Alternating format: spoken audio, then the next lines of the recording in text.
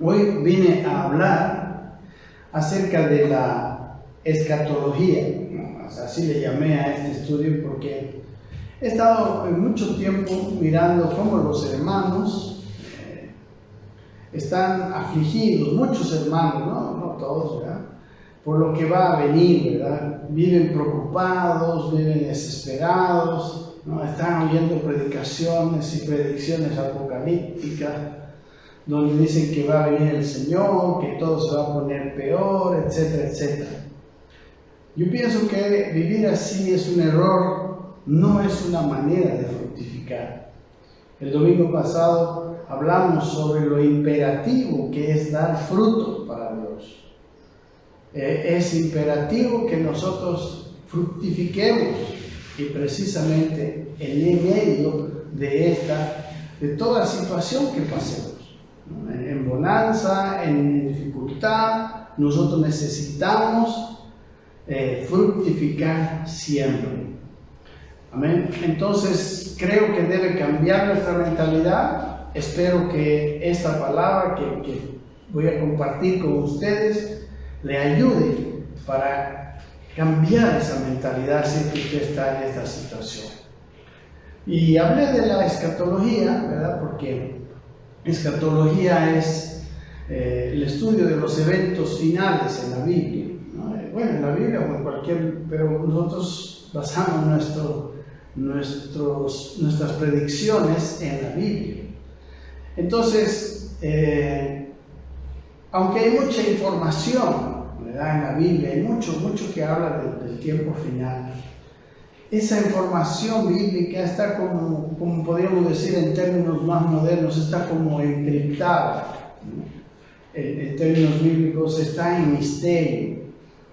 Dios se ha reservado muchos detalles de lo que va a ocurrir, pero no quiere, podemos decir, no quiere que nadie sepa algunas cosas hasta que Él lo revele en el momento preciso. Dios tiene sus tiempos, Dios tiene sus momentos de revelarnos las cosas. Así como, por ejemplo, en el Nuevo Testamento vemos cómo cuando llegó el tiempo, Dios reveló este nuevo pacto maravilloso, este pacto de gracia en el que vivimos a través de sus apóstoles y profetas, dice el libro de Efesios, ¿verdad? Entonces, lo mismo en cuanto a esta situaciones futuras, ¿no? que hoy algunos dicen que ya están siendo presentes.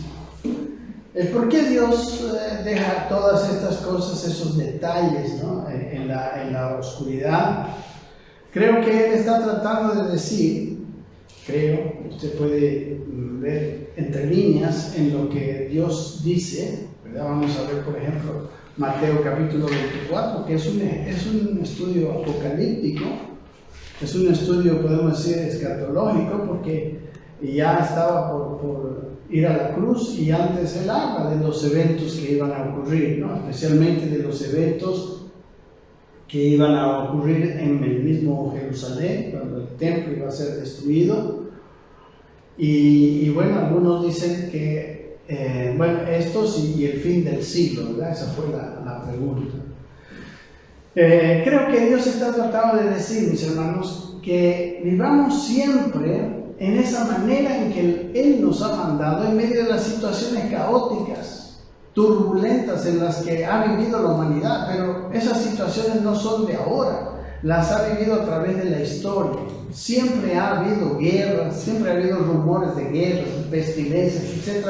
Como dice aquí en Mateo 24, no vamos a leer el capítulo entero, sino que vamos a ver, por ejemplo, aquellas señales de las que habla Mateo 24.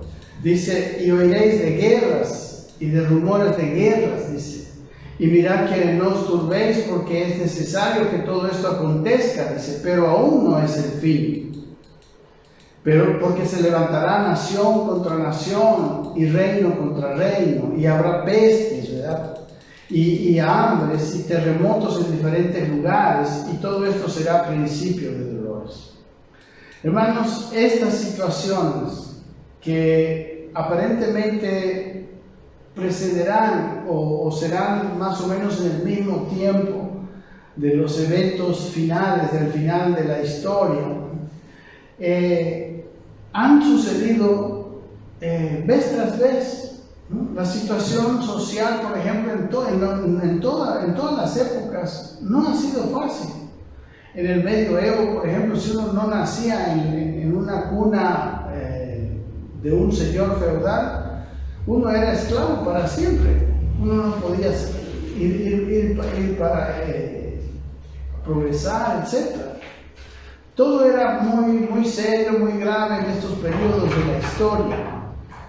Ha habido siempre volcanes, siempre ha habido terremotos, siempre ha habido guerras, rumores de guerras. Eso, ¿por qué estamos hablando de esto? Porque esto no es nuevo. Amén. Esto no es nuevo. El hombre lo que quiere a veces es saber lo que no le ha sido revelado, sin prestar atención a lo que sí le ha sido revelado. Ávidos de conocimiento racional y no de conocimiento revelacional. Parecemos a Adán, ¿no? Que Adán, él quiso comer del árbol del conocimiento y de la ciencia del bien y del mal, en vez de comer del árbol de la vida, que era un árbol donde Dios le hablaba. Era un árbol que le permitía tener una vida de comunión con Dios, donde Dios le hablaba, y tener un conocimiento revelado de lo que Dios quería decirle.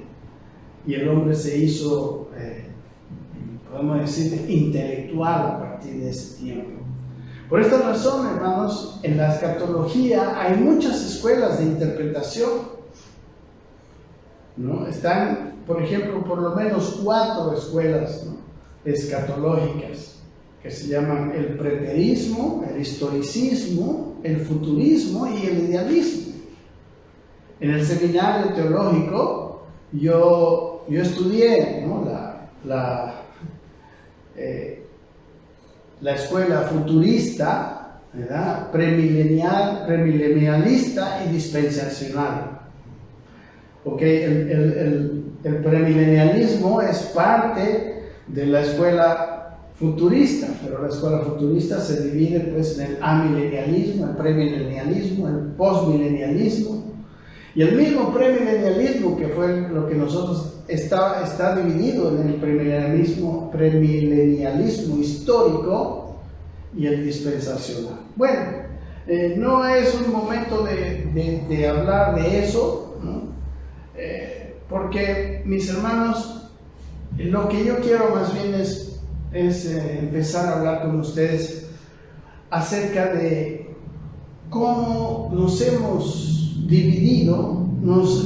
Las escuelas están cada una tratando de apoyar su idea, ¿no?, su forma, su visión del futuro, y en vez de mirar lo que es más importante. Nuestro problema es un problema de falta de enfoque, falta de rumbo, de orientación. Tenemos que saber hacia dónde vamos. ¿Entiendes hacia dónde vas?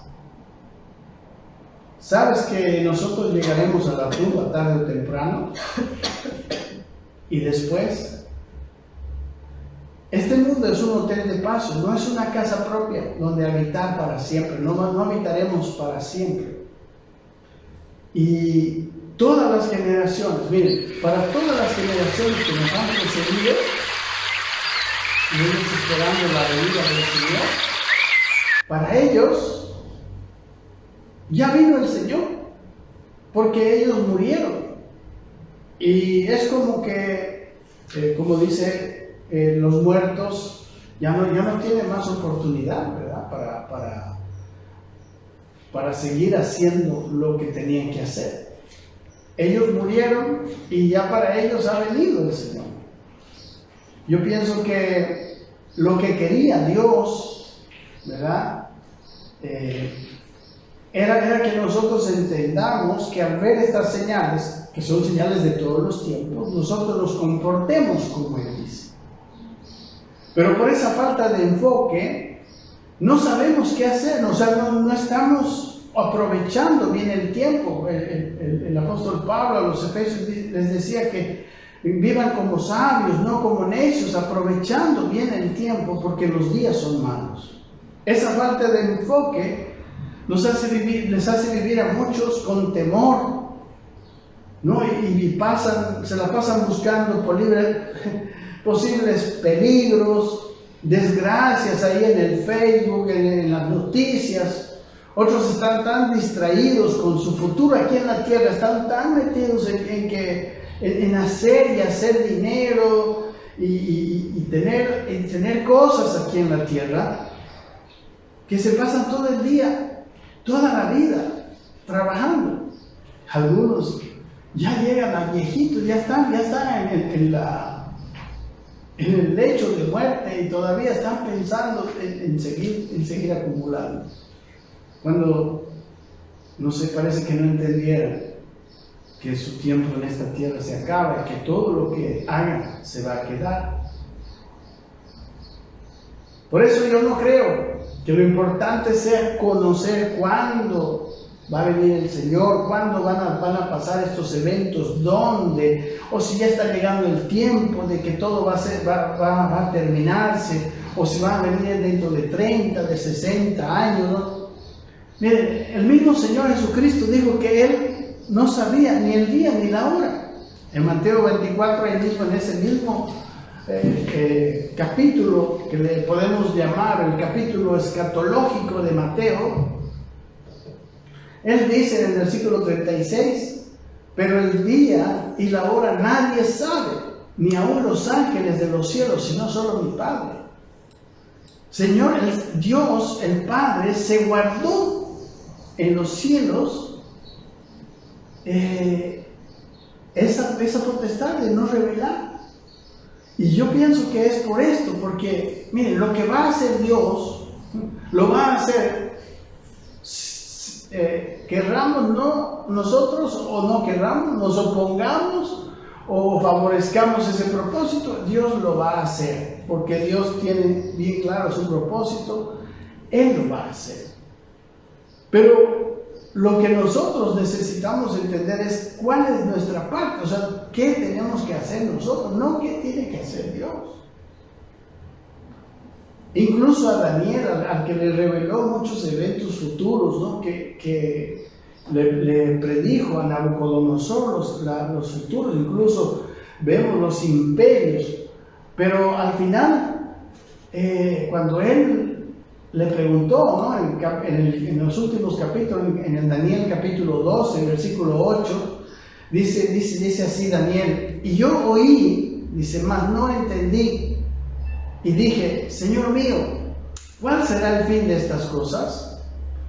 Así como los discípulos, recuerdan en Hechos, en el capítulo 1, le preguntaron, Señor, ¿cuándo será el fin ¿cuándo será el fin del siglo? ¿Y cuándo ocurrirán estas cosas? Y le dijo, no os toca a vosotros saber las sazones y los tiempos que el Padre puso en su sola potestad. Aquí en Daniel 2.8, el 2.9, Él respondió, Dios le respondió, el ángel, ¿verdad? El ser divino que estaba delante de él, le dijo, anda Daniel, pues estas palabras están cerradas y selladas hasta el tiempo del fin. Hay cosas cerradas y selladas. Ahora, mis hermanos, en cuanto a Dios, lo importante es entender que al final de todo, su reino triunfará. Miren, en la primera carta a los Corintios, en el capítulo 15, versículo 24, dice lo siguiente el apóstol Pablo. Luego el fin, dice, ¿no? Cuando entregue el reino a Dios y Padre, cuando haya suprimido todo dominio, toda autoridad y potencia. Dice, porque preciso es que Él reine hasta que haya puesto a todos sus enemigos debajo de sus pies. Y el postrer enemigo que será destruido es la muerte. Entonces, en cuanto a Dios, su reino va a triunfar. Y Él va a destruir todos los enemigos, y al último enemigo que va a destruir, primero a todos los enemigos, y el último enemigo es la muerte. Ya no habrá más muerte. A Daniel también, en la escatología de Daniel, le muestra, cuando le mostró el Señor a Daniel la interpretación del sueño que había tenido Nabucodonosor. Ustedes conocen, está en el capítulo 2. Había una imagen, ¿verdad?, de oro. Entonces, no lo vamos a leer porque usted puede leerlo en su casa, pero lo que leamos un poquito la interpretación. Dice en el versículo 32 de Daniel: la cabeza de esta imagen era de oro fino, su pecho y sus brazos de plata, su vientre y sus muslos de bronce. Le está mostrando lo que él había soñado. Y sus piernas de hierro, sus pies en parte de hierro y en parte de barro cocido. Estabas mirando, dice, hasta que una piedra fue cortada, no con mano, e hirió a la imagen en sus pies de hierro y de barro cocido, y los desmenuzó. Y dice el versículo 35 del capítulo 2: entonces fueron desmenuzados también el hierro y el barro cocido, el bronce, la plata y el oro. Fueron como tamo de las eras de verano, y se los llevó el viento sin que ellos quedara rastro alguno. Mas la piedra que hirió la imagen fue hecha un gran monte que llenó toda la tierra. Era una piedra cortada, dice, no con mano. En el versículo 44 dice: y en los días de estos reyes, el Dios del cielo, dice, levantará un reino que no será jamás destruido. ¿Cuándo? En los días de estos reyes. Un reino que no será jamás destruido, ni será el reino dejado a otro pueblo. Dice: desmenuzará y consumirá todos estos reinos, pero él permanecerá para siempre. De la manera que viste, le dice el versículo siguiente, que del monte fue cortada una piedra, no con mano, la cual desmenuzó el hierro y el barro, el bronce y el barro, la plata y el oro. El gran Dios ha mostrado al rey lo que ha de acontecer en lo porvenir, y el sueño es verdadero y fiel su interpretación. Y así Daniel tuvo varios encuentros y varias cosas con el futuro. Él tenía ese don. Él podía interpretar sueños, visiones. Y en el capítulo 7, lo que estoy diciéndoles ahora es que el final, ya sabemos, el final está bien claro. Dios triunfará en el final. Su reino será establecido en esta tierra. En el capítulo 7, versículo 13, cuenta Daniel, dice: miraba yo en la visión de noche, y aquí con las nubes del cielo venía uno como un hijo del hombre, que vino hasta el anciano de días, y le hicieron acercarse delante de él. Y le fue dado dominio, gloria y reino, para que todos los pueblos, naciones y lenguas le sirvieran. Dice: su dominio es dominio eterno, que nunca pasará, y su reino no será destruido. Eso habla del reino de aquel varón. En el versículo 17, después de una visión de las 4 bestias, etc., dice: estas 4 grandes bestias son 4 reyes que se levantarán en la tierra. Dice: después recibirán el reino los santos del Altísimo, poseerán el reino hasta el siglo, eternamente y para siempre. El versículo 18 dice que el reino lo recibirán los santos del Altísimo, los consagrados al Altísimo, y lo poseerán hasta el siglo, dice, eternamente y para siempre. Y sigue ahí con su sueño y todo lo que pasa, ¿verdad? Mis hermanos, Daniel, Pablo en 1 Corintios y toda la revelación, ¿no?, muestran al Dios creador. De hecho, pues es el Dios creador.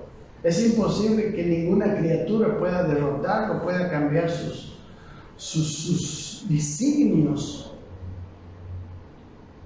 Hermano, este es el final. Ahora, ¿cómo? ¿Cuándo? ¿Cuándo exactamente? No nos ha sido revelado. El reino, la forma en cómo progresa el reino es en la manera en que nos ha sido revelado. A través de hombres y mujeres que reciben a Cristo y que van a manifestar a Cristo, y con esa manifestación poderosa de Cristo en nuestras vidas, el reino se va a extender. Y algunos pensarán, pero es tan imposible, tan difícil. No, no es así. Dios trae una unción poderosa de amor, de bien, de paz.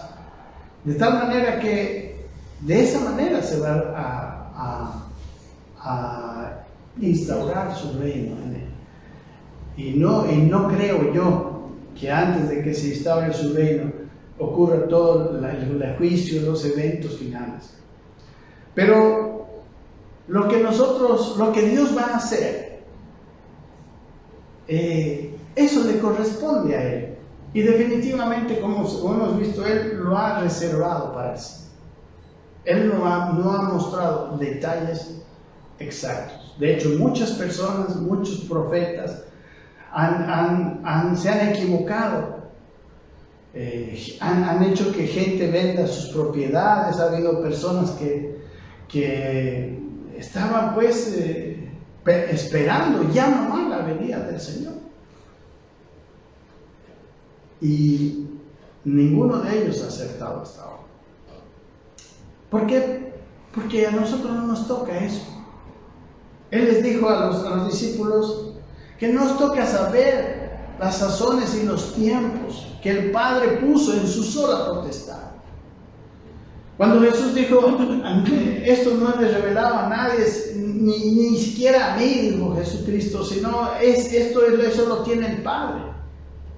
Es porque Dios lo ha querido así. Y nosotros, los seres humanos, los eruditos, estamos tratando de hacer lo que no se puede hacer. Estamos tratando de con nuestra inteligencia, entender lo que tiene que venir por revelación. Ahora, ¿qué pasa? Hemos hablado de que en cuanto a Dios, el futuro está asegurado, ¿verdad? Su triunfo está asegurado. Los santos recibirán el reino. Su iglesia, su verdadera iglesia, recibirá el reino. Ahora, ¿qué pasa en cuanto a nosotros? Creo que aquí está la clave de lo que Jesús estaba diciendo. Lo importante, hermanos, es entender que en cualquier tiempo debemos estar preparados en nuestra condición interior y en cuanto a nuestra labor que estamos realizando.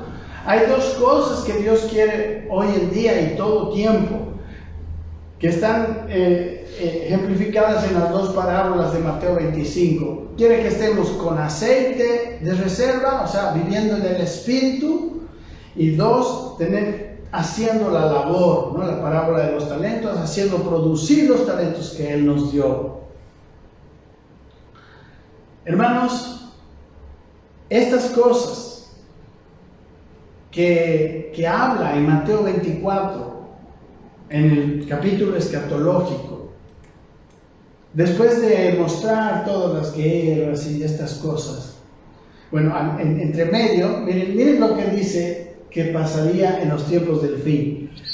Dice que por haberse, dice el versículo 12, y que por haberse multiplicado la maldad, el amor de muchos se enfriará.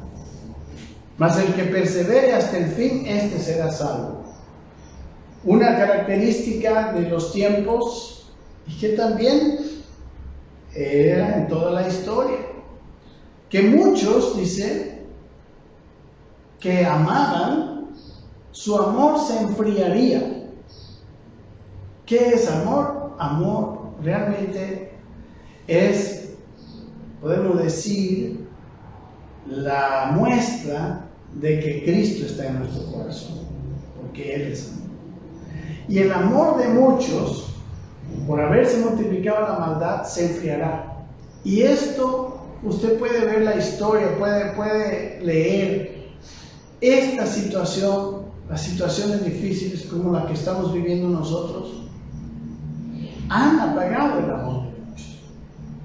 Por eso en el versículo 42, después de haber dado esto, de haber mostrado más o menos las características de los tiempos del fin, ¿qué son las características, como les digo, de todos los tiempos? Él les habla ahora lo que debían hacer ellos. Les dice el versículo 42, velad pues, porque no sabéis a qué hora ha de venir vuestro Señor. Pero sabéis, dice, que si el padre de familia supiese a qué hora el ladrón habría de venir, velaría, dice, y no dejaría minar su casa. Por tanto, aquí está la aplicación de esta pequeña parábola. Vosotros estad preparados, porque el Hijo del Hombre vendrá en la hora que no pensáis. Mis amados hermanos, el Hijo del Hombre, dice, vendrá a la hora que no pensáis. ¿Y nosotros qué estamos haciendo? Andamos queriendo descubrir a qué hora va a venir, cuando lo que deberíamos estar haciendo es estar preparados en nuestro corazón, en nuestra vida, y no buscando a ver a qué hora va a venir el Señor. Versículo 45 dice, ¿quién es pues el siervo fiel y prudente, al cual puso su Señor sobre su casa para que les dé alimento a tiempo? Dice, bienaventurado aquel siervo al cual cuando su Señor venga, dice, le halle haciendo así. De cierto, dice, que sobre todos sus bienes le pondrá. Pero si aquel siervo malo dijera en su corazón, mi Señor tarda en venir, y comenzara a golpear a sus consiervos y aún a comer y a beber con los borrachos, vendrá el Señor de aquel siervo en el día que éste no espera y la hora que no sabe, y lo castigará duramente y pondrá su parte con los hipócritas. Allá será el lloro y el crujir de dientes. Aquí está claramente lo que buscaba el Señor, lo que buscaba el Señor Jesucristo. Él claramente, con esta descripción de los tiempos, buscaba que en medio de todas estas situaciones, en medio de todos estos tiempos, el hombre no estuviera ahí a un ladito asustado, viendo la situación como él. ¿Se acuerdan aquel que recibió un solo talento? Que estaba asustado de que había recibido un solo talento y de que el Señor era duro y no hizo funcionar su talento, sino más bien estar preparados y estar, como dice aquí, como ese siervo fiel y prudente que da alimento a su tiempo. El siervo fiel y prudente, cada uno de nosotros tenemos dones, tenemos ministerios, tenemos capacidad de servir, de hacer el bien, de hacer lo bueno, en muchos aspectos, y cada uno en un aspecto muy particular, como estamos viendo en nuestro estudio que hacemos los días miércoles en 1 Corintios 12. ¿Cómo está funcionando los dones que Dios te ha dado? La gracia que Dios te ha dado, ¿cómo está funcionando? Y saben, terminando este versículo 51, están las dos parábolas escatológicas. Miren, la primera parábola es la parábola de las 10 vírgenes. Y no la vamos a ver porque conocemos la parábola de las 10 vírgenes. ¿Cuál es la enseñanza ahí? De que nosotros debemos vivir con aceite, como las vírgenes, con aceite de reserva, de sobra.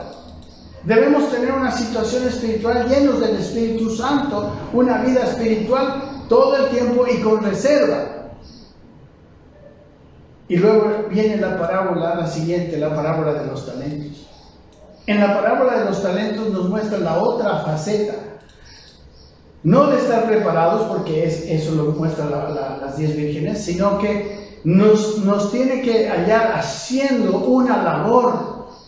Él entregó talentos y nosotros tenemos que estar usando esos talentos en su voluntad, para su servicio, para su labor.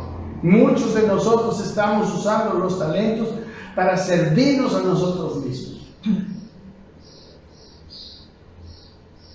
Y otros como el que falló, ¿no?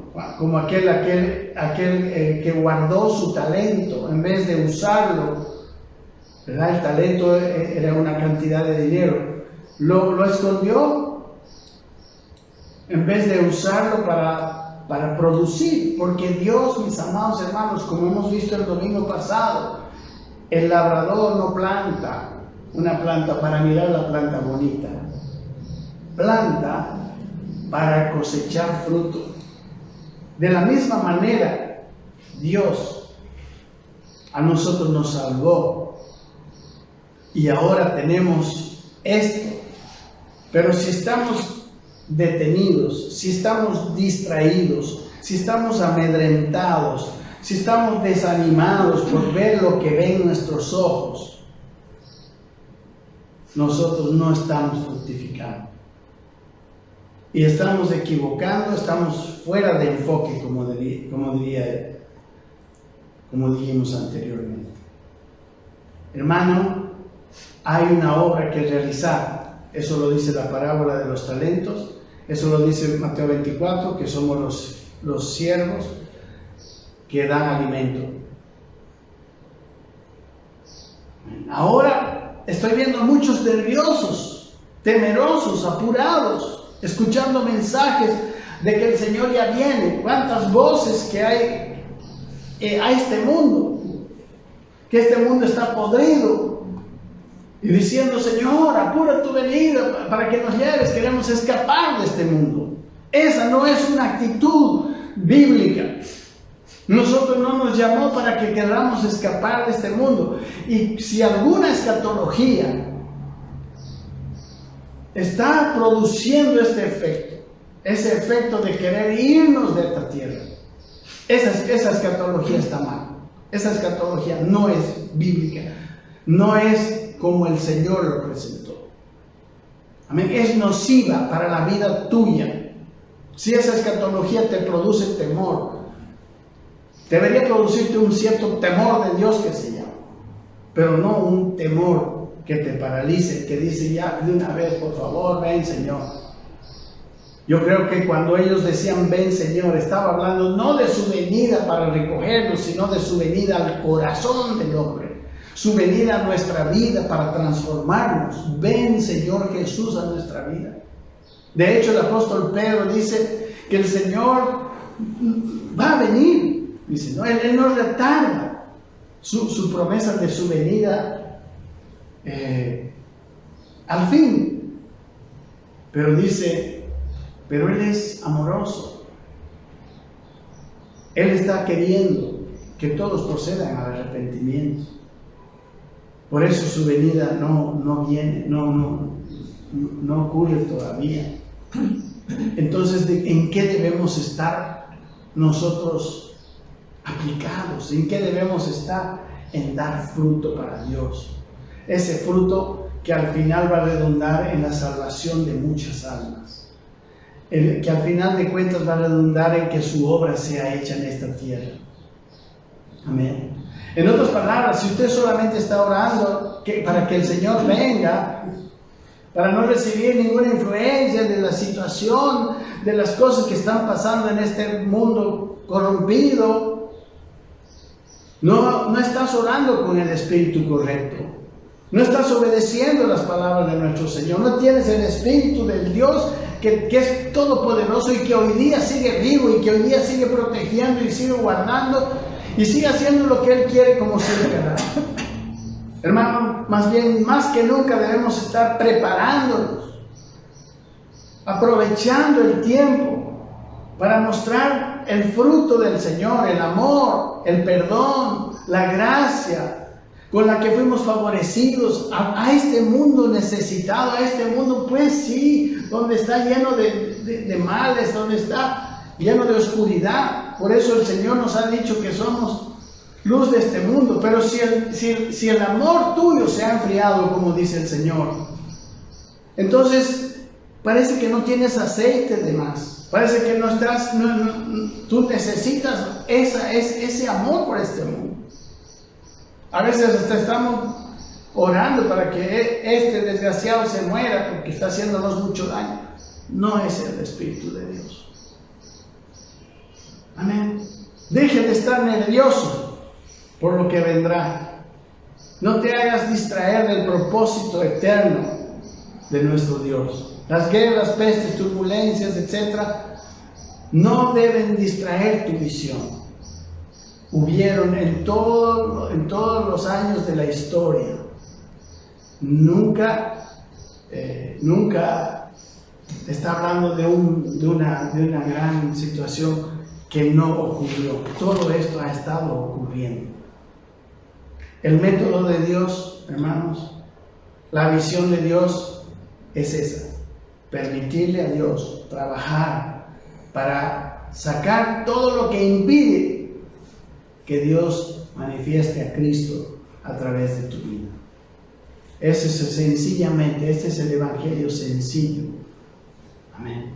Es más bien en medio de todo este mundo, este caos y estas cosas, en que debemos brillar. Él dijo: vosotros sois la luz del mundo, con un amor que sobrepasa todo entendimiento, con un gozo que sobrepasa las circunstancias, con una paz que va por encima de lo que parece que viene contra nosotros, con una fe que oye a Dios y que entiende que Dios está ahí mismo, con una bondad, hermano, que otros no demuestran. Miren, yo quiero terminar con esta prédica con una máxima. El apóstol Pablo dijo en el capítulo 12, 21 de Romanos, dijo: no seas vencido de lo malo, sino vence con el bien el mal. No seas vencido de lo malo. No tengas las mismas malas actitudes que los demás, sino vence con el bien el mal. Y este versículo, hermanos, lo dice en medio de un contexto. Y lo dice para nosotros que vivimos en estos tiempos difíciles. Miren, vámonos un poquito más atrás de Romanos 12, 21. Vamos desde el versículo 9. Lo que está diciendo el apóstol Pablo. Y van a ver que está hablando de nuestro vivir en medio de este mundo lleno de situaciones complicadas, caos, violencia, desamor. Miren, dice el versículo 9, 12:9, dice: el amor sea sin fingimiento, aborreced lo malo, seguid lo bueno. Amaos los unos a los otros con amor fraternal. Dice: en cuanto a honra, prefiriéndonos unos a otros, honrando al prójimo. En lo que requiere diligencia, dice: no perezosos. A veces tenemos mucha diligencia en lo que no es tan importante, y en lo más importante, perezosos. Fervientes en espíritu, dice, sirviendo al Señor, fervientes en espíritu, sirviendo al Señor, gozosos en la esperanza. Nuestro gozo está en la esperanza, no está en la vista. Sufridos en la tribulación. Cuando viene tribulación tenemos que ser fuertes. Sufridos quiere decir fuertes y constantes en la oración. Santiago dice que si estamos pasando por pruebas, haga oración. Dice el versículo 13: compartiendo para las necesidades de los santos, practicando la hospitalidad. Dice: bendecid a los que os persiguen. ¿Qué vamos a hacer con los que nos persiguen? Bendecid. En este tiempo, bendecid y no maldigáis. Si hay esa tentación de maldecir a aquel que ves que te está persiguiendo, pero tú bendícelo. Gozaos con los que se gozan, llorar con los que lloran, empáticos según la situación de nuestro prójimo, unánimes entre vosotros, dice, no altivos, sino asociándoos con los humildes. No seáis sabios en vuestra propia opinión. Miren, no paguéis a nadie mal por mal, procurando bueno delante de todos los hombres. Qué maravilloso pasaje. No os venguéis vosotros mismos, amados míos, dice Pablo, sino dejad lugar a la ira de Dios, porque escrito está: mía es la venganza, yo daré el pago. Él sí puede vengarse, nosotros no. Así que dice el versículo 20: si tu enemigo tuviere hambre, dale de comer. Si tuviere sed, dale de beber. Pues haciendo esto, ascuas de fuego amontonará sobre su cabeza. Y termina: no seas vencido de lo malo, sino vence con el bien el mal. Ese es el método de Dios y no otro. No tiene otro método. Él vence el mal. Él quiere que venzamos nosotros con el bien. Nuestra alma es el bien. Amén. Y para terminar, una reflexión acerca de todo lo que hemos visto. ¿Por qué estamos tan ocupados en querer saber lo que Dios hará y no más bien ocupados en hacer lo que Él quiere que hagamos? Aquello que sí sabemos, aquello que claramente la Escritura nos muestra. ¿Por qué vamos a buscar lo difícil y escondido cuando lo que es claro y seguro nosotros no nos estamos ocupando de ello? A los corintios, hermanos, que estaban tan enredados en las cosas de este mundo, Él les dice: yo no puedo hablar de las cosas más allá, las cosas y misteriosas. En el capítulo 2 dice que Dios le revela los misterios a los espirituales, a los maduros, a los que están ocupados en hacer su voluntad. En Juan 15 dice: si me amáis, guardad mis mandamientos. Y si tú guardas mis mandamientos, dice: vendremos a ti con el Padre, haremos morada contigo y te daremos al Espíritu Santo. Y entonces vendrán las revelaciones. Incluso nuestras oraciones serían contestadas. Hermanos amados, está bien ver las noticias, las situaciones, escuchar algunas interpretaciones, pero ¿sabe qué?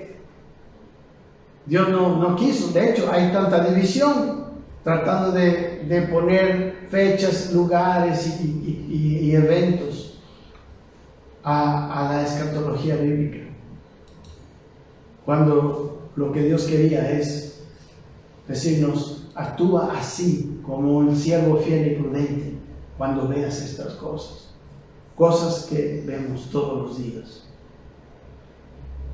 Por eso le llamé a esta palabra escatología. Amén. Así que, mis amados hermanos, dejen de temer,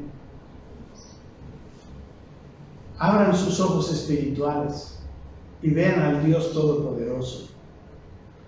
Y es mi oración que Dios haga con ustedes como hizo con el siervo de Eliseo. ¿Se acuerdan que el ejército sirio lo tenía rodeado y solo estaban él y su criado? Y Eliseo estaba bien tranquilo, como debemos estar nosotros. Y el criado estaba demasiado desesperado. ¿Vamos a vivir estos eventos como Eliseo o como el criado de Eliseo? Hasta que Eliseo le pidió a Dios: Dios, ábrele los ojos a este hombre. Y cuando Dios le abrió los ojos, carrozas de fuego, ejércitos celestiales guardándolos.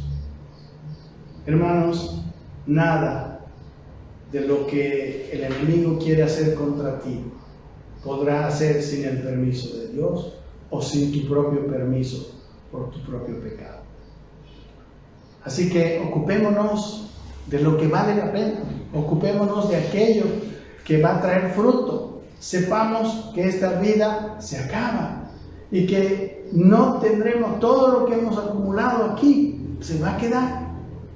Y lo único que vamos a llevar es nuestra labor, es lo que hicimos de la voluntad de Dios para nosotros mismos.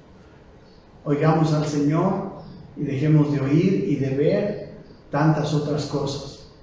Saquemos el celular un poco a un lado, saquemos la televisión un poco a un lado Porque yo he escuchado a muchos, ¿y por qué no lees la Biblia? ¿Por qué no estudias la Biblia? Es que no tengo tiempo. Pero ¿cuántas horas pasan con su celular? ¿Cuántas horas pasan en otras actividades? Bueno, el tiempo, todo lo tenemos, 24 horas al día para cada uno, pero debemos ser sabios en administrarlo, invertirlo sabiamente. Un abrazo, mis queridos hermanos, espero que esta palabra te haya bendecido. Gracias al Señor por traernos esta palabra. Señor, te pido que tú nos bendigas. Te doy gracias porque tú me has traído este mensaje para mis hermanos y te pido que liberes, Señor, de la ansiedad, liberes de la desesperación en los que muchos han caído al mirar estas situaciones por las que pasamos en nuestro tiempo histórico. Te alabo, Señor, en el nombre de Jesús. Amén.